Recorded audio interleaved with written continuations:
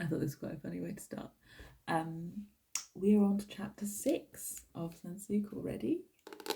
I love this story so much, and I love you, Dex, for writing it.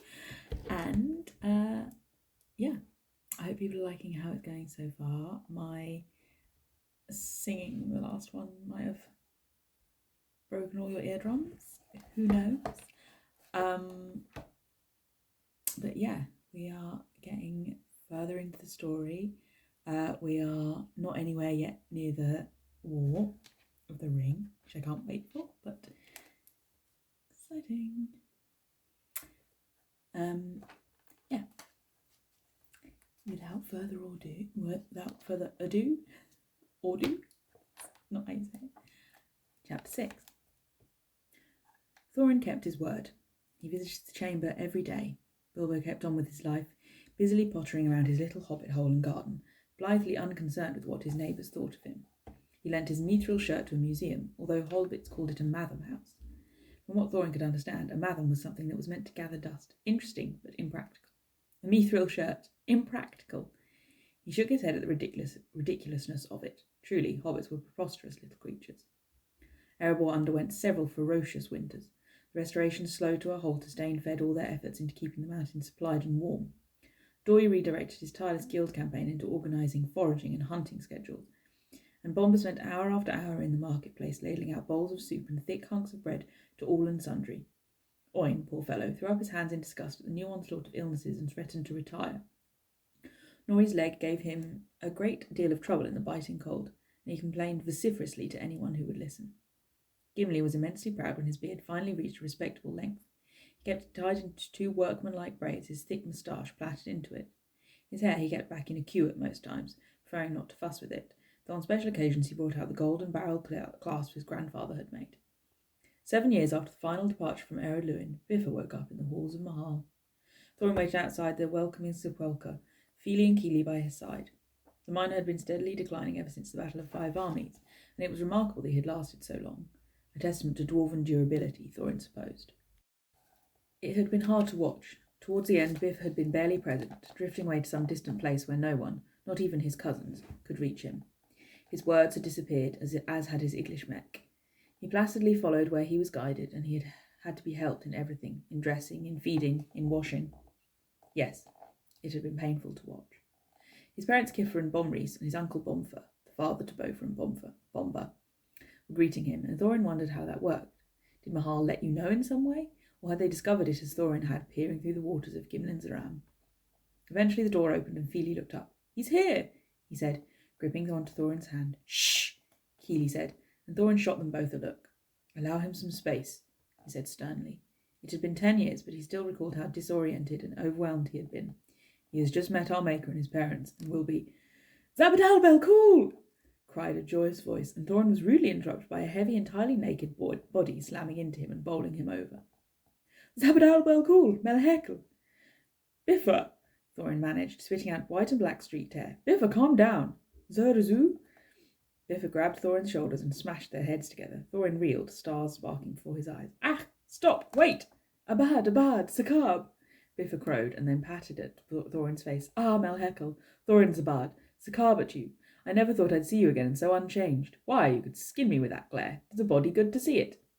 Thorin stopped struggling and stared at him, dumbfounded. "Bifur, you're speaking Westron." "Am I?" Bifur blinked and then he smiled. There was a faint red scar where once had been a huge stomach-churning dent in his skull. He seemed far more lucid than Thorin could remember him ever being, if still rather odd. "Oh, so I am." "And you're naked," Fili added, on top of Thorin. Kili sniggered. Bifur beamed at them, pushing away from Thorin and exclaiming, "Lads! Fili, Kili, shamukh, ghelekhur, aimâ. How wonderful it is to see you." Just pausing there. Sorry if I'm utterly butchering Khuzdul, but I don't want to, slow down to make it seem what's the word? Not smooth, because Bifur knows Khuzdul really well. So, yeah, it's hard. Sorry if I'm butchering it. I'm trying not to. I do know how to pronounce it sometimes, but I often have to look at the words for longer, and I don't want to do that. Carrying on. "Good to see you," Kili told him, pulling him to his feet. "Even better if we hadn't seen so much of you."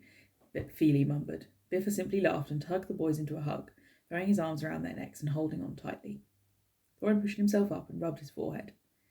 Well, it seems you slip back into Kulzul every now and then, he said to himself, before smiling at the faces of his nephews as they tried to extricate themselves from Biffa's ebullience. Raising his voice, he said, Perhaps we should find you some clothes. No perhaps about it, Keely wheezed. Biffa jerked away suddenly to stare at his hands with a perplexed expression. His eyes were completely focused for the first time in 10 years. Oh, yes. Then he raised his eyebrows and looked down on himself with apparent surprise. Aye, all right. Although I could get used to this, Rather freeing. You should try it. My eyes, moaned Feely. My brain, whimpered Keely. Abruptly, Biffa tensed, his head jerking up and his eyes widening. Wait! Ikhuzh, Abbad, Abbad, Uncle Bomfa, where are they? Behind you, Biffa, said an amused voice. The Maker recreated your birthmark, I see. Biffa laughed and leapt for the 3 dwarves, and then he dragged them over to Feely, Keely, and Thorin, naked as the day he was born.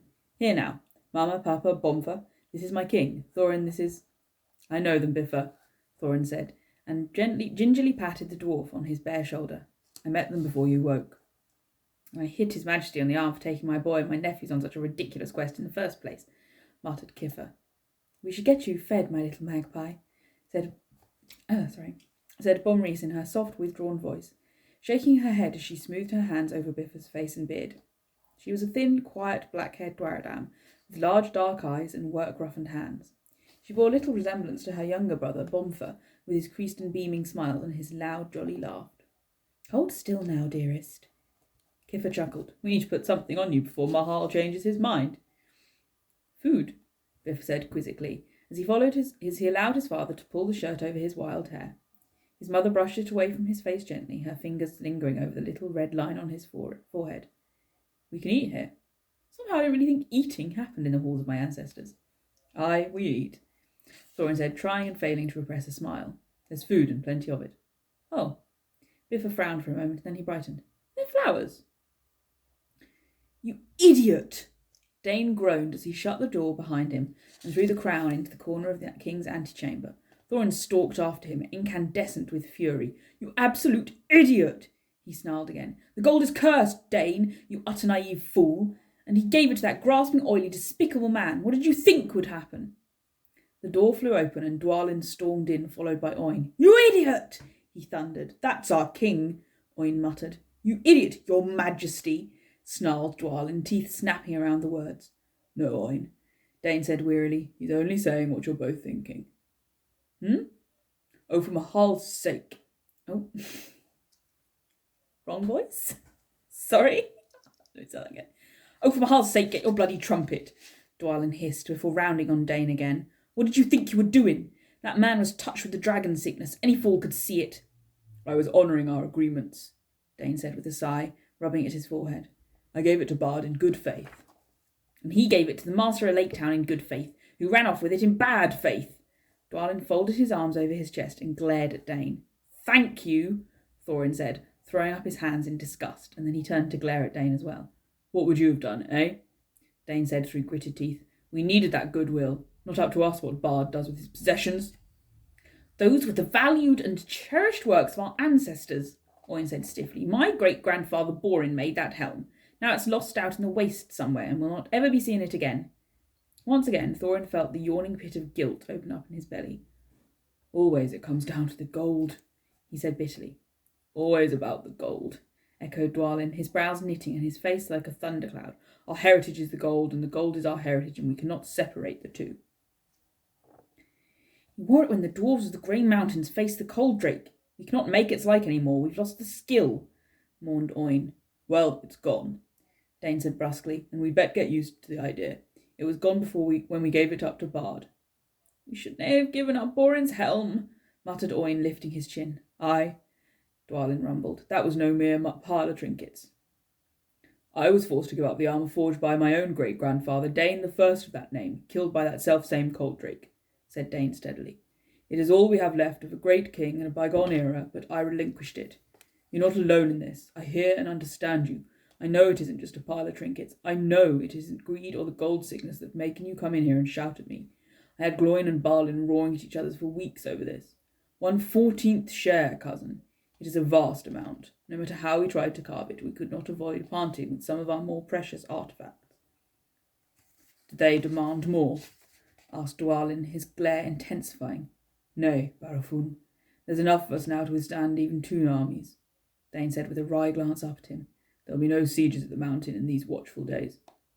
Dwalin grunted, and then he sat down heavily. Men, he sneered. Never understood 'em. Never will. Oin's face was fixed and craggy, and his eyes were bright with outrage.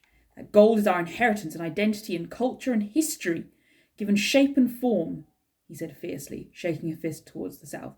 Elves and men may covet it, but they cannot understand what it is to see your people's work, the craft of their hands, the breastplates of great kings, or the diadem of a little princess, the things your father's father's father made and touched and wore, and to simply coerce them from us under the threat of starvation and war. Thorin let out a long, slow breath. No, he said in barely a whisper, under the threat of withholding that thrice-cursed stone. Dáin held up his hand and waited patiently. Calm yourselves, cousins. This is not the fall of the dragon. They are not homeless, and nor are we. We do not live in fear of each other, and the trust between our peoples grows. Slowly, to be sure, but it grows. We prosper. They would be fools to jeopardize our alliance with more demands. Aye, they can't demand our treasures from us now that we number more than 13 and a hobbit, spat Dwalin. Dáin quirked an eyebrow. I think Bard is beginning to understand us a little better, you know. He wouldn't go a-demanding these days. Aye, he got what he wanted the first time round, said Oin resentfully, and he smashed his fist against his leg. If only they'd come unarmed. If only they'd sent the damned elves away. If only they'd asked and not demanded. We would have negotiated. Shazara, no need to dredge up the whole ill-fated disaster, said Dáin, and his eyes were weary. We are honourable dwarves, and we have fulfilled our agreements with men. We had to part with some of our history to do so, and they were betrayed by one of their own. Thus, the armour of the king I was named for lies in the waste somewhere along with Boren's golden helm and the ruby belt worn by the lost Prince Fror, and the corpse of the master of Laketown. So it is, and there is little we can do about it now. You're a damned fool, said Dwalin bluntly. Dáin laughed his raspy laugh. Aye, probably, but practical. Thorin staggered backwards before landing heavily back on his stone bench in the chamber of Sansûkh. No, he said in his hoarse voice, and his guilt and shame wrestled against the long-held urge to protect his people. I was wrong. But Dwalin and Oin had a point. He had wanted to save his people's inheritance, and he had been furious at the condescension of the Bizarûnh and their arrogant demands. He had indeed offered to negotiate with Bard for the ransom of the dragon and the treasures of Dale, if they came unarmed and without their traitorous elven escort. They would not listen, and insults had flown back and forth until Thorin could barely see through the red haze of his rage. Thieves and robbers and carrion crows, the lot of them. In a towering fury, he had asked Bard what, if anything, he would have left for the dwarves had he found the mountain empty and every dwarf dead. Bard had not answered the question. And then Bilbo had stepped into the whole convoluted, tangled debacle. Gold sickness, he thought miserably. Can it ever be separated from the desire to protect my heritage? Am I never to know if I am weak or strong? Oh, my Bilbo, what a mess we wrought. He put his face in his hands and wept. God, sorry, just pausing there for a second. Oh my God, I keep stumbling over my words so much. I'm sorry, but I kind of want to leave it in. I feel like it's organic in a way. If people don't like it, I'll stop, but I'm going to carry on for now. Yeah. Poor Thorin. He's so sad. My poor sad man. Dwarf. Person. Can I use man to describe dwarves when I'm talking in the general terms of man, like poor man? Or is it poor Dwarrow in that case, I suppose? Strange. I wonder. Anyway, that's not why we're here. Carrying on. Years passed, and Thorin watched. He finished a suit of plate armour. It was attractive, functional, and deadly with clean lines and smooth, polished surfaces. He placed it on a stand in the corner of his forge and lowered the helm over the top holdings, and then tipped his head, regarding it critically. This had been his life. Beauty and skill, yes, but warlike, a life of defence and offence and bloodshed in battle, entirely dwarven. He frowned at it, and then he began to wonder what a hobbit might find useful and beautiful. He turned his hand to a set of buttons and failed rather dismally. Undeterred, he tried a plough. It was a definite improvement. "What is that boy doing?" Thorin shook his head in amusement. "Your guess is as good as mine." They watched as Gimli, 89 years old and full-bearded and as merry a warrior as had ever lived, clambered up the steep slopes of the lonely mountain with his full armour on. Freyra looked politely incredulous. "He must be touched in the head. That one has had too much sun."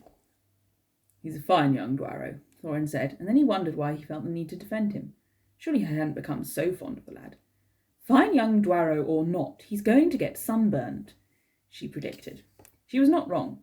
Gimli was reddened and peeling by the time he made it back down from the summit, and Freyra tutted over the state of his braids.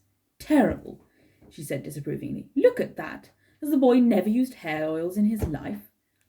"Probably not," Thorin said. "He dislikes primping and frippery, as he calls it." Gimli kept moving through the bustling corridors of Erebor. Voices called out to him, and he raised his hand in greeting and kept moving. Though he was no doubt tired, he did not slow at all, and began to hum one of his favourite walking songs. His legs moved rhythmically and unceasingly.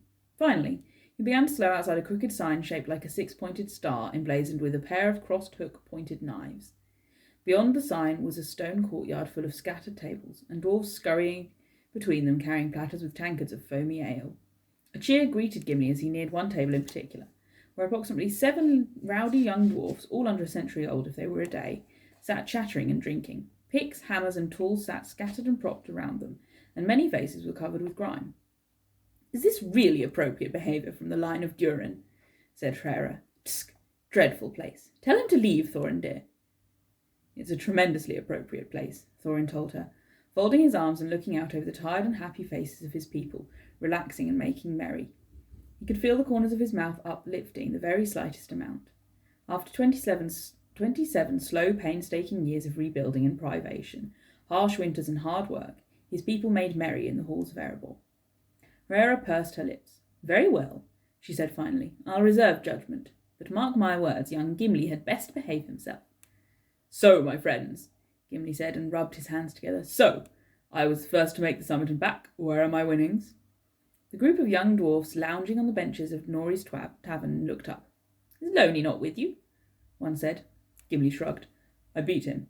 His mark was not there, and I have left mine where none could miss it. Gimli, son of Gloin, is now carved at the peak. I hope you realise that you're drinking in a mountain with another dwarf's name on it. I could start charging you rent." "Suppose that makes you king, then?" one laughed. Gimli rolled his eyes and waved that away. "No fear. I would have to be blind drunk to want to be king. Have you seen Dáin lately? He looks like granite pounded by giants. Besides, there are 5 others in the succession before me, and all of them are very dangerous to cross." There was a burst of laughter. "Aye, presuming you managed to get past Dáin." "And Baruzanthwal," interjected another, and the assembled all shuddered at the name of the great red battle-axe. "Then there's Dane's son, the Stonehelm," laughed another. "What's this my dainty ears do here?" said Nori, clumping towards them with a tray of tankards and a creased grin. "Our Gimli versus the Stonehelm? Now that I'd pay to see." "No, you wouldn't," cried a dwarf. "You'd be running the books, you old crook." "Aye, we'd be paying you." Nori winked. "Pack of lies it is, my dears, and I'm ashamed to know you." "This is not appropriate conversation," Freyra said with towering dissatisfaction. "I'm not fighting Thorin Stonehelm or anyone else, so lay off, you bunch of rats, and let a body wet his whiskers." Gimli laughed, shucking his helmet and struggling out of his surcoat and chainmail. "Climbing mountains is thirsty work." "See here, Nori, apparently it's Gimli's mountain now," said one of the youngsters, taking a tankard from Nori and nudging him. "Aye, it's my mountain," Gimli said, taking a sip of his ale and leaning back on his bench in satisfaction. "I very graciously allow you all to live here, of course, and I suppose I'll let Dáin keep running the place for me." "Oh, now I understand the talk of fighting the Stonehelm," Nori said, stroking his beard. "Well then, I'd give you 2 to 3 odds on Gimli versus the Stonehelm, but in the third match I'm afraid I'm going to have to drop to 1 out of 9. "And why, may I ask?" Gimli said indignantly. "I'm the finest axeman of my age in the whole of Erebor." "Indeed you are, my little lord," Nori said slyly. "But in the third match you'd be fighting Dwalin, son of Fundin. I don't much fancy your chances." A groan rose from around the table, and Gimli shook his head. "Alas," he laughed, Well, I'd have to bet against myself, and you've already done so well out of me, you old villain. You'd beat Loney, Nori said in satisfaction. All right, boys, pay up. With some grumbling, the assembled drinkers handed Nori a few coins. Thanking you kindly, he said, grinning broadly. Biting hard on one, he nodded and then slipped them into his pocket. Sitting himself down at the table, he eased his metal leg out in front of him, and a knife abruptly appeared in his hands. He absently spun it around his fingers as he raised his braided eyebrows, now liberally streaked with grey. Well, my brave lads, not taking me up on my very generous odds? Gimli took another sip of his ale and licked the foam from his moustache. Me, fight Dwalin? You've got to be joking. He taught me most of what I know. I'd be warg food before the day was out. You'd be warg food before the minute was out, said a dwarf, and Gimli puffed out his chest in indignation. I'll have you know I'd last at least 20. He suddenly grinned. Seconds. The table roared with laughter, and Gimli was nudged and slapped on the back. Nori lifted an eyebrow at his red and wind-burned cheeks and tugged on one of the braids of his beard. You're going to want something on that face of yours, he said. Like a bag, sniggered a dwarf, and Gimli kicked him under the table. What, said Freyra, with massive dignity, am I missing? Because what I can see is your third cousin once removed drinking in a shoddy little tavern with his rowdy friends. Is that what we are? Thorin said, looking at Gimli with some surprise. Third cousins, indeed. Thorin, darling, Freyra said with a warning in her tone. He looked back at his grandmother, taking in her tapping foot and the glint in her hazel eyes. Nori was one of my company, he said simply, and her face immediately softened. Oh, I see, she said, and looked back to where the thief was amusing the lad with his knife tricks. He lost that leg at the battle, then? Yes. I'm sorry, my dear. She patted his cheek comfortingly and sighed. Oh, you stone-faced Durin men! If only you would say! Grandmother, he growled, and she simply laughed and tweaked his cheek some more. Here now, what's this about your brother, Nori? Called one of the youngsters, and the call was echoed by several around the table. Nori rolled his eyes dramatically. Do you mean the mother hen or the scribbler? Dory, of course. Is it true? Which part? That he punched out the head of the Miners' Guild in order to become guildmaster and broke his jaw? Oh, that, Nori said dismissively. Yeah. There was a wistful silence, and Thorin covered a smile. Dory would be the first high guildmaster who was not of the Miners' or Smiths' Guild in over 500 years. Oh, don't look so stunned. Dory only broke his jaw a little bit, said Nori. He'll have to get a couple of gold teeth too, but it's not like he's got his throat slit or nothing. A little sigh echoed around the table, and Thorin shook his head at their longing expressions. His weaver companion was the epitome of dwarven male beauty, after all, with his silvery hair, classic stiff beard nose, thick legs, and stout frame. Unfortunately for his many admirers, he was one of those many dwarrows whose heart was given to their craft. Dory loved his weaving, his brothers, his wines and his tea, and had as much interest in romance as he had in cross-country skiing. Furthermore, he had a punch with like a charging oliphant. I have to pause for a second, because does this mean that there's cross-country skiing in Middle-earth? Because I love that idea, and just imagining dwarves doing cross-country skiing is hilarious to me. I need someone to draw this, please, because I can't draw, but someone please draw dwarves doing cross-country skiing, because the idea is so funny to me. Nori, please don't take this the wrong way, said one of the dwarrows, a trifle dreamily, but your brother is a gold vein in a mud mine. I'll tell him you said so, shall I? Nori said pleasantly, beginning to clean his nails with his knife. Ah, how much do I have to give you not to? Nori grinned wickedly. Let's see your money and I'll name my price. You idiots really need to find a new obsession, snorted Thorin, and Gimli chuckled under his breath. Tell him, and we'll have Ori, my father and uncle, my cousins, Bofur, and probably even Bomba down here to glare at you and cheer Dory on, he said, his eyes dancing with mirth. I'd like to place a wager, if I may. Nori winked at him. Better believe it, little star. The company sticks together. The company are weird, said a youngster after a pause. That too. Nori laughed. Who's for another one, then? At that moment, a remarkably tall and dishevelled dwarf trudged into the courtyard, his face beet red and his brown hair dripping from under his helm. Gimli, you swine, he roared. Hello, Lonely, said Gimli pleasantly. Did you enjoy the view from the top of the mountain? I should tear your beard out, Lonely said, slumping down beside his friend, but I'm far too tired. Nori, have a heart. An ale, please. I will knock some sense into this rogue when I have my breath back. Oh, fine words, Gimli mocked him amiably. You couldn't knock me down with my eyes blindfolded and my hands tied together. I should tie your hands together, you wretch, Loni said gruffly. Gimli son of Gloin in the year 2968 of our king Dáin II Ironfoot, carved in runes 2 hands high into the peak of Erebor. Now if that weren't enough, you had to add Loni son of Lane here suffered a humiliating defeat at his hands. You son of a mangy orc, I could strangle you. Disgraceful, Rhaera said absently. I'll wager you a silver clasp for one of your daggers, Thorin dear. On Gimli to win, of course. Thorin was too busy laughing to answer. Just got to pause again. I love Rhaera so much. Oh, Rhaera is one of my faves. Oh. All of the OCs in Sansûkh are just perfect. Rhaera and Freese and Orla and Thera and I can't remember any more names, but I love them all so much. Perfect. Anyway, carrying on, we're nearly at the end.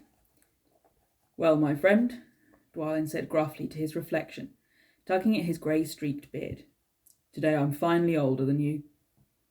Thorin sat beside him. 196. You've beaten me by 1. Gamilûn Dwalin, that's they'll call you. 196. He sighed and then he grunted. Anyone who mocks me had better like the taste of my knuckles. Thorin smiled to himself, a small, sad smile. Mukhuh, turgizu, turug, usgin. Ooh, that was bad. Ukhuzdul, I'm sorry. Mukhuh, turgizu, turug, usgin. Moving on. Older than Thorin now. He shook his head. Harl's mighty balls, don't get sentimental. Dwalin growled to himself. Orla'd Tanya hide if she saw you whining about your good fortune. Dwalin, bâhel, Thorin said quietly. They sat together in silence. The pair of them had never cared much for words. Neither had they ever really needed them in order to speak. Balin stood straight and proud, his beard bristling. No trace of his usual kindly humour could be seen in his eyes. Cannot stand, he said in a low, hard voice. It cannot be tolerated any longer. Let me go, my lord. I'll take back our ancestral halls from those orc scum, and we will have our sacred places again. No, Thrall whispered, and either side of him Thorin and Thrain pressed against his sides, holding him up as he sagged between them. No, it is folly, such folly. Durin's Bane stalk those halls, and the orcs that slew me grow in numbers. Stop this madness. Stop it, I say. Thorin inùdoy, said Thrain, looking up at his son with pleading eyes. Don't let that accursed mind take any more of our people. Don't let it ruin them. Thorin, please. Thorin met his father's horror-filled gaze and set his jaw. Aye, he said, and his voice cracked. He cleared his throat and looked over to where Frerin sat, studying his hands with a haunted expression. Aye, we need no more Azanulbizars. Dáin straightened on the throne, his manner stern. We shall have no more Azanulbizars, he said, and Thrall let out a gusty sigh of relief. Balin, we need your wisdom here. You can't leave me alone to deal with Thranduil and Gloin both. Thank Mahal for your gift, my lad, sighed Thrain, gently cuffing Thorin's head with one great hand. We've spilled enough blood trying to retake one home, Thorin said, trying not to look at Frerin. No more should be spilled to retake another. Balin's shoulders tensed. The people speak of it with longing. They whisper that we are growing strong again, strong enough to take back Moria and turn it to its glory. King Dáin, our most revered and hallowed halls, the waking place of Durin himself. Do you think I don't know? Thought Dáin slid down on his throne and rubbed at his brow. The crown had placed a near-permanent dent on either temple, and it looked like it gave him a headache after a few hours of use. Thorin was secretly a little perturbed. Would he have hated it so much? My lord, Balin grated, and Dáin interrupted him with a raised hand. Durin's beard, Balin. I can read as well as you can. Yes, Dimril Dale and the clear waters of Keled Zaram are barred to us. Yes, the endless stair and the mithril mines are lost and in the hands of filth. Yes, the great halls of Feast and Forge are stolen, and the 7 levels and 7 deeps are the home of orcs and monsters. But Balin, we have a home now. Erebor flourishes once again and the Iron Hills prosper. What did you risk your lives for, if not this? I risked my life for my king.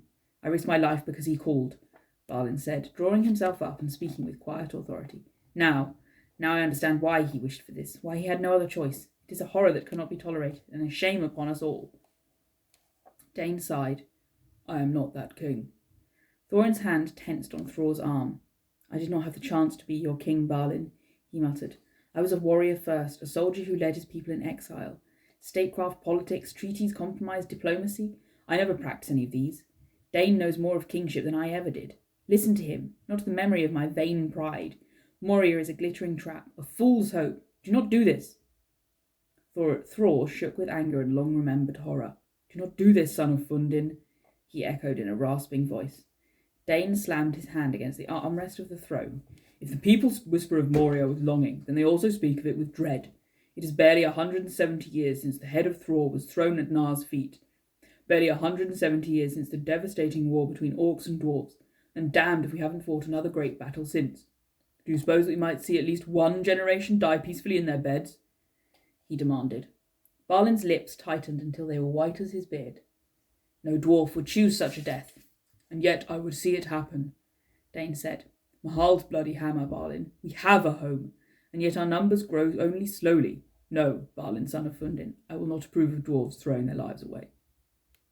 Thorin watched with a sinking sense of regret as Dwalin stiffened in outrage. The old advisor turned on his heel and stalked away, and Thrain patted Thorin's shoulder. Here, he said quietly, help me with your grandfather. Thorin glanced over at his uncharacteristically still brother, glaring at the backs of his hands. Thrain, he'll be all right, lad. Takes him like that sometimes. Thrain touched Thorin's shoulder again, and then together they pulled Thror back to his feet. That's the end of chapter 6. Oh my god. We're nearly on chapter 7. Well, no, we're not nearly on chapter 7. We are about to be on chapter 7 in the next episode. I suppose it's an episode, isn't it? I want to try to find some way to put the sound of these on Spotify, but I think someone has to host it and then they upload it to Spotify for me, and I don't want to have to deal with that. So it's just going to have to be SoundCloud and YouTube for now. But yeah. Why is Dwalin trying to go back to Moria? Bad idea. Don't do Moria.